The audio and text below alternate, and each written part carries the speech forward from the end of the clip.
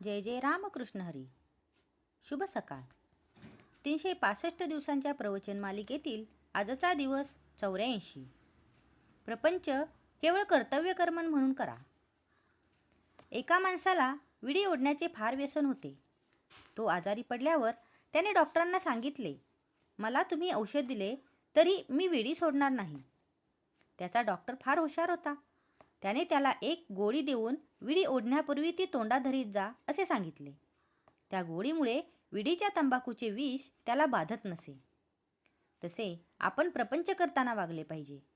प्रपंच आम्हाला सुख देईल ही आमची कल्पनाच नाहीशी झाली पाहिजे. म्हणजे प्रपंचाची हावही कमी होईल आणि नंतर कर्तव्यापुरतेच आम्ही प्रपंचात राहू. जोपर्यंत प्रपंचाकडे आमची दृष्टी आहे तोपर्यंत आम्हाला समाधान अजिबात मिळणे शक्य नाही. प्रारब्धाने प्रपंच आला आहे तो कर्तव्यकर्म कर म्हणून करीत जा, पण त्यात सुख मिळणार आहे या कल्पनेने तो करू नका. प्रपंची लोकांचा स्वभाव फार विचित्र आहे. त्यांना खरी सांगितले तर ते आवडत नाही. वास्तविक आपण प्रपंचातले संबंधी लोक कामापुरते एकत्र जमतो. 5 जण मिळून प्रपंच बनतो. त्यांमध्ये प्रत्येकजण स्वार्थी असतो. मग सुख एकट्याला मिळणे कसे शक्य आहे? नुसता प्रपंच तापदायक नाही, आकुंचित प्रपंच तापदायक आहे. आपले खरे समाधान भगवंताजवळ आहे ही खूणगाठ पक्की बांधूनच प्रपंचामध्ये वागा. ज्याप्रमाणे व्यापारात नफा व्हावा म्हणून व्यापार करतात तो होत नसेल तर व्यापारात काहीच तथ्य नाही. तसेच प्रपंचात समाधान हा नफा आहे तो जर मिळत नसेल तर प्रपंचाचा लोभ धरण्यात काय फायदा आहे? तुझ्या असमाधानाचे कारण नक्की सांग असे जर आपण एखाद्याला विचारले तर त्याला खात्रीलायक कारण सांगता येणार नाही.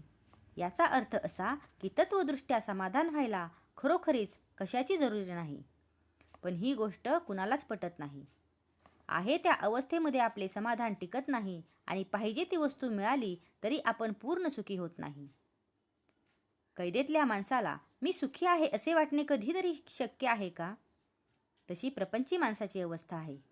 खरोखर प्रपंचात समाधान आनंद मिळत नाही हे अगदी सर्वांना कळते.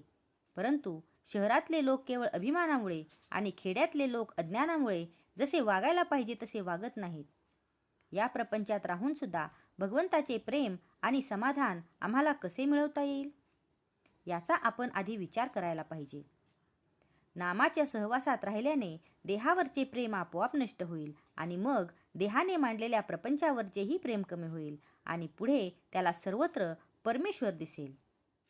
प्रपंच सुखाचा करणे याचेच नाव परमार्थ आहे. आजचा हा भाग तुम्हाला कसा वाटला हे कमेंट करून नक्की सांगा. कमेंटमध्ये लिहा. जय जय रामकृष्ण हरी.